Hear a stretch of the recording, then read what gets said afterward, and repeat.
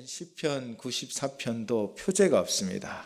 누가 언제 쓴 시인지는 알 수 없지만 시편의 전체적인 내용을 보니 시인은 너무나 힘들고 어려운 순간에 머물러 있는 것 같습니다. 그러나 그가 의지하는 분이 있죠. 그가 믿는 분이 있습니다. 누구이십니까? 모든 것이 무너지는 것 같고 사방이 다 적인 것 같고 어디로 도망갈 길이 없을 것 같아도, 그러나 소망을 품으며 시인이 이렇게 노래할 수 있는 단 하나의 이유는 무엇입니까? 바로 우리 하나님 때문이지요. 하나님은 공의로우셔서 그 공의와 정의를 다스리시고 인도하여 주시는 줄을 믿습니다. 이 믿음이 시인에게 있었던 것입니다. 그래서 시인은 1절로 하나님을 향하여 간절히 부르짖고 있지요. 여호와여, 복수하시는 하나님이여, 복수하시는 하나님이여, 빛을 비추어 주소서. 아멘. 근데 시인의 이 고백을 곰곰이 묵상해 보니 단순히 자기 자신만의 문제는 아닌 것 같습니다. 그가 쭉 이 사회적인 현상 또 구조적인 문제들을 이야기하며 부르짖고 있는 것은 단순히 자신의 억울함, 자신의 복수만을 이야기하는 것이 아니라 지금 시인은 사회적, 구조적 악 앞에서 자신의 연약함을 느끼고 있는 것입니다. 지금 우리는 인터넷만 접속해봐도 지구촌에 일어나는 일들을 알고 있습니다. 그 사건, 사고들을 바라보면서 또 전쟁 가운데 고통당하는 아이들을 바라보면서 죄 없는 수많은 사람들이 죽임을 당하고 억울한 일들을 당하는 그 모습들을 보면서 우리는 그들을 향하여 눈물을 짓기도 하고 또 하나는 무기력에 빠져버리지요. 아무것도 할 수 없다라는 그 무기력이 우리를 더 힘들게 할 때도 많이 있다는 것입니다.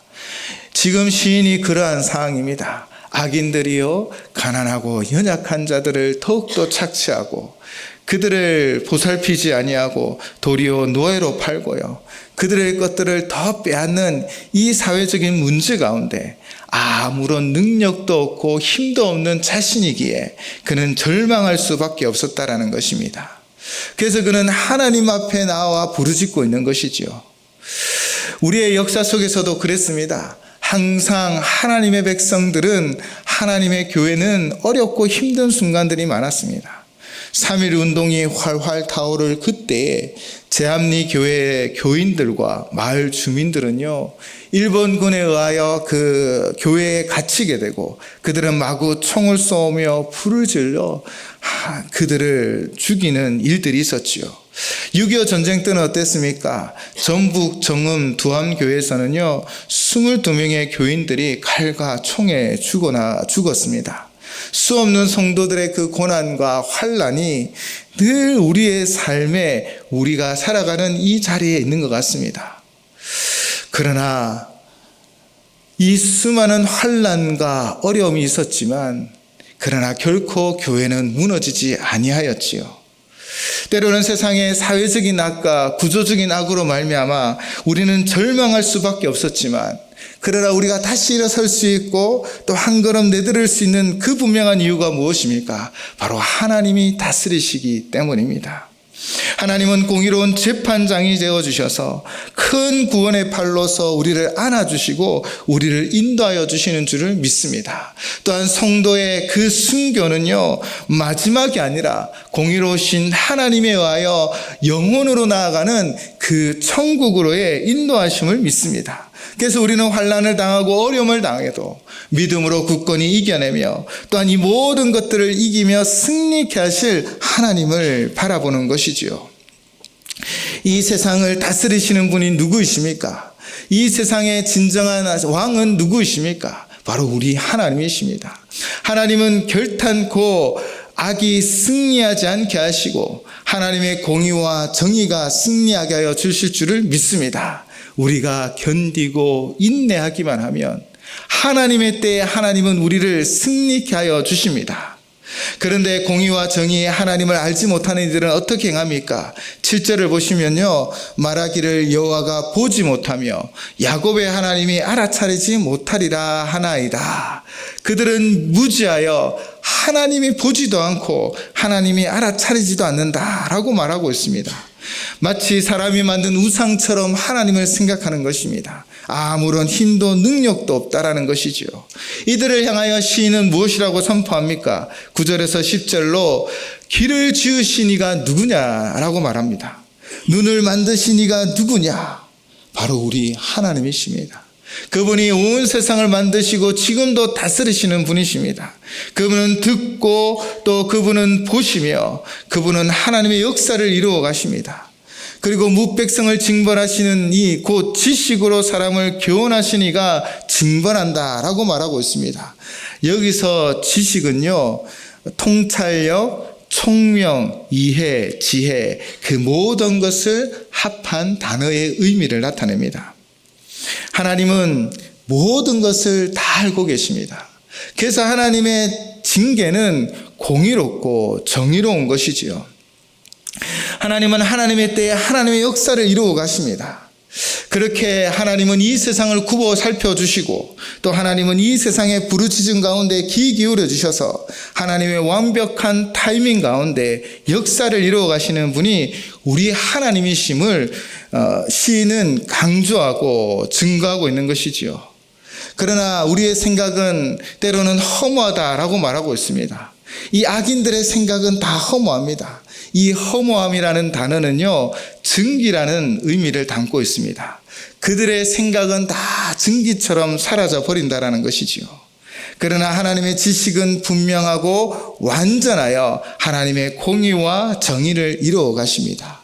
그러면서 시인은 12절부터 15절까지 공의로운 재판장으로 인하여 통치하고 있음을 분명히 고백하고 있습니다.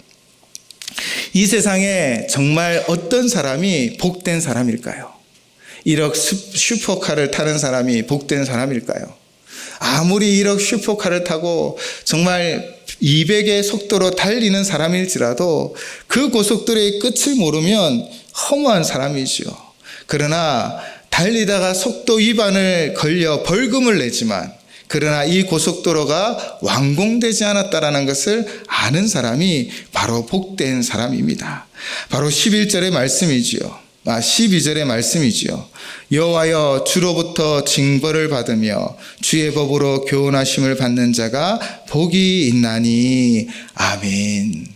때로는 벌금을 낼지라도 이 고속도로가 완공되지 않았다라는 것을 안다는 것이 그에게 복되다라는 것입니다. 하나님은 우리를 인도하시기 위하여 때로는 우리 가운데 징계도 하시고 때로는 우리의 삶을 그 직선을 굽게 하시기도 하시지요. 그러나 그것은 단순히 우리를 내치고 멀리하려는 것이 아니라 바로 우리 구원을 위한 하나님의 섭리이십니다.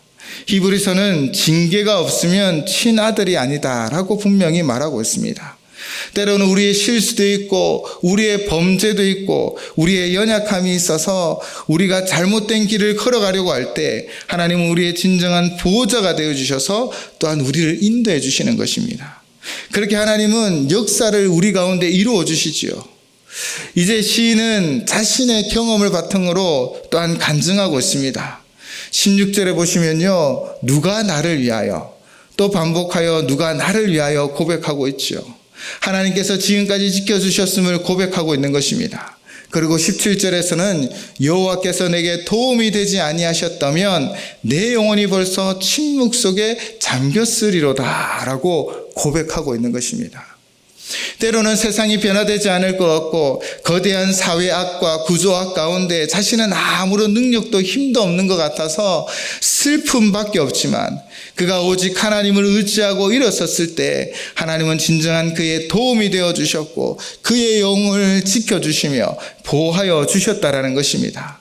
어떻게 또 고백합니까? 18절을 보시면요, 발이 미끄러질 때 그를 붙잡아 주셨다라고 얘기하고요, 19절에서는 속에 근심이 많을 때 주의 위안이 자신을 즐겁게 회복시켜 주었다라고 고백하고 있습니다. 바로 시인은 간증하고 있는 것입니다.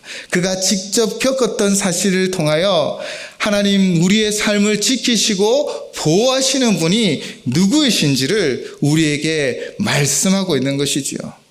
하나님은 오늘도 우리를 지키십니다. 이 거대한 세상 속에 때로는 거대한 세상의 악과 또 구조적인 악으로 말미암아 우리가 하나님 말씀을 지키고 나아가려고 하니 고난을 받고 어려움을 당하기도 하지만 그러나 그 가운데 우리를 지키시고 보호하시는 분이 바로 우리 하나님인지를 바로 자신의 경험을 통하여 분명하게 말씀하고 있는 것입니다. 그러나 우리가 생각해야 할 것이 있습니다. 12절에서 15절까지 무엇을 이야기하였습니까?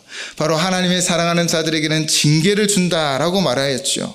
우리가 혹 잘못된 길로 가면 우리를 끄집어내셔서 바른 길로 인도하시는 분이 우리 하나님이셨고 그 하나님이 16절 19절에서 시인을 보호하고 인도하여 주셨다라는 것입니다.